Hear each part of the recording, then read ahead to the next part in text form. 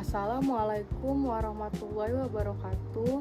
Nama saya Rahmaida Alinsia dengan NPM 24510111009. Di sini saya akan menyelesaikan tugas kuis 2 dari mata kuliah Bisnis Internasional. Saya akan memaparkan analisis mengenai bagaimana perusahaan lokal di Indonesia melakukan ekspansi ke pasar global melalui 4 tahapan yang strategis. Di bab pertama, diawali dengan proses market screening untuk mengidentifikasi peluang pasar internasional. Lalu, bab kedua membahas tentang Foreign Direct Investment atau FDI melalui pendekatan OLI framework. Bab ketiga mengenai pemilihan entry mode atau jalur masuk ke pasar luar negeri. Dan bab yang terakhir atau bab yang keempat mengenai strategi organisasi dalam menjaga keseimbangan antara integrasi global dan responsivitas lokal. Agar teori yang dibahas dapat dipahami secara lebih praktis, berikut adalah pemaparannya. Bab yang pertama yaitu Analyzing International Opportunities. Proses identifikasi dan seleksi pasar menggunakan 4-step screening process. Yang pertama itu ada basic demand, yang kedua ada resources, yang ketiga national business environment, yang keempat ada final selection. Nah, kalau diterapkan ke dalam contoh kasus yang nyata itu kita pakai Indomie yang ada di Nigeria. Yang pertama itu kan ada basic demand. Basic demand itu kan permintaan dasar. Ini tahap paling awal, kita melihat apakah negara Nigeria itu butuh produk kita atau tidak. Indomie saat masuk ke Nigeria, mereka itu melihat orang Nigeria makan karbohidrat atau tidak. Mereka sibuk atau tidak. Ternyata mereka butuh makanan pokok yang praktis karena mobilitasnya tinggi. Jadi basic demand-nya ada.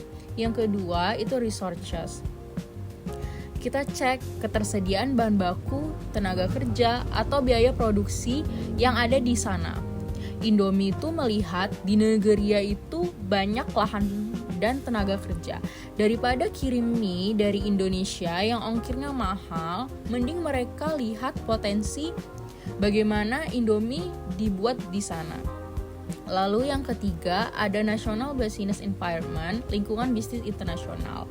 Ini tuh tahap paling krusial karena kita tuh harus melihat hukum, politik, dan budaya yang ada di sana. Indomie itu meriset budaya makan di Nigeria. Ternyata mereka suka rasa yang sangat gurih dan pedas. Mereka akhirnya bikin varian Indomie dengan rasa yang berbeda di Indonesia. Mereka juga mastiin sertifikasi halal karena banyak penduduk muslim yang ada di sana. Lalu yang terakhir ada final selection atau seleksi akhir. Setelah semuanya seperti basic demand, terus juga ada resources, national business environment-nya cocok, baru deh memutuskan untuk investasi atau buka pasar di sana. Indomie setelah semua tahap yang tadi itu oke, akhirnya Indomie resmi buka pabrik lewat Dufil Prima Foods di Nigeria. Hasilnya sekarang jadi mie instan nomor 1 di Nigeria. Lanjut ke bab yang kedua, yaitu FDI. Definisinya melibatkan kontrol manajemen langsung di negara tujuan atau bukalapak sendiri di negeri orang. Jadi kita itu nggak cuma titip barang, tetapi beneran nanam modal dan punya kontrol di sana. Jenis-jenis FDI itu ada 2, yaitu horizontal dan vertikal. Horizontal FDI itu bahasa gampangnya itu copy paste. Contohnya, itu Kopiko. Di Indonesia, Mayora bikin permen Kopiko. Nah, pas mereka ekspansi ke Filipina, mereka bangun pabrik yang sama buat bikin permen Kopiko juga. Jadi benar-benar nyalin bisnis aslinya di sana. Lalu yang kedua ada vertical FDI. Bahasa gampangnya yaitu cari bahan baku. Mayora butuh biji kopi khusus dari Vietnam. Terus mereka beli perkebunan kopi di sana buat dikirim ke pabriknya. Itu namanya FDI vertikal karena mereka investasi untuk nyari bahan masakan untuk bisnis utamanya. Terus kenapa sih Kopiko itu mau repot-repot bangun pabrik di Filipina? Nah, ini tuh ada dalam teorinya John Dunning, namanya OLE Framework. Nah, O-nya itu Ownership Advantage. Bahasa gampangnya, Kopiko itu punya keunggulan apa? Ya, Kopiko punya keunggulan berupa merek yang kuat. Semua orang itu tahu Kopiko permen kopi nomor 1. Bahkan produknya aja itu ada di drama-drama seperti drama Korea atau drama Thailand. Inilah salah satu alasan yang bikin mereka itu pede dan berani investasi langsung ke luar negeri. L-nya location, bahasa gampangnya tempatnya itu bakal dapat keuntungan atau tidak. Kenapa pilih Filipina? Karena orang di sana itu suka banget sama kopi. Daripada kirim paket jauh-jauh dari Tangerang, bikin ongkir mahal, mending bikin aja pabrik di sana. Lokasinya pas, pembelinya banyak, cuannya juga makin besar. I, yaitu internalization, bahasa gampangnya mending ngurus sendiri aja biar rahasia tetap aman. Daripada resep Kopiko dipinjemin ke orang asing terus dicontek, mending Mayora bangun pabrik sendiri dan diawasi oleh orang Indonesianya langsung. Jadi rahasia resepnya tetap aman dan kualitasnya tetap terjaga. Jadi kesimpulan bab 2 tadi yang bahas FDI atau investasi langsung yang teorinya pakai OLE. Jadi kita tuh punya barang bagus, negaranya strategis, dan kita pengen urus sendiri biar rahasia resepnya tetap aman. Makanya kita bangun pabrik sendiri. Oke, yang selanjutnya itu ada bab 3, yaitu entry mode strategis. Bahasa gampangnya gimana sih cara kita ngetok pintu rumah orang? Kalau kita udah nemu negaranya, kita tuh tinggal pilih mau masuk lewat jalur mana.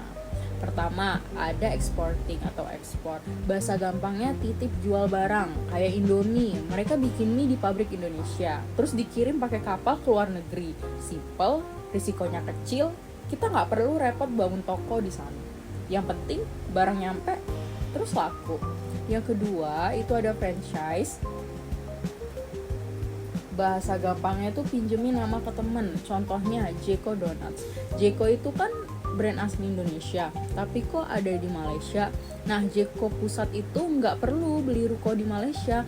Mereka tinggal cari partner yang orang Malaysia, terus bilang, kamu boleh pakai nama Jeko dan resep donatnya, tapi kamu yang modalin rukonya. Nanti hasilnya bagi 2 ke Jeko. Jadi, Jeko makin terkenal tanpa harus keluar modal gede. Yang ketiga, ada joint venture. Bahasa gampangnya itu patungan. Contohnya Indofood di Nigeria. Mereka nggak sendirian di sana. Mereka patungan modal sama perusahaan lokal. Kenapa? Biar ada temen orang asli sana yang tahu aturan main di Nigeria. Kalau ada apa-apa, risikonya ditanggung bareng-bareng. Jadi nggak pusing sendirian di negeri orang lain. Terakhir yaitu bab 4, International Organization Strategi. Bahasa gampangnya gimana sih cara ngatur bawahan di luar negeri? Kalau kita udah punya cabang di banyak negara, kita harus milih nih, mau jadi bos yang galak dan ngatur semuanya dari kantor pusat, atau mau jadi bos yang santai. Contohnya, Gojek pas masuk ke Vietnam, mereka pakai strategi multi domestik. Bahasa gampangnya ganti baju biar akrab. Gojek nggak maksa orang Vietnam pakai nama Gojek atau seragamnya hijau yang sama persis kayak di Indonesia. Mereka sadar orang Vietnam itu nasionalis banget, jadi mereka ganti nama jadi GoViet dan pakai seragam warna merah sesuai warna bendera Vietnam. Terus mereka juga pakai sistem decentralization. Bahasa gampangnya kantor pusat jangan terlalu ikut campur.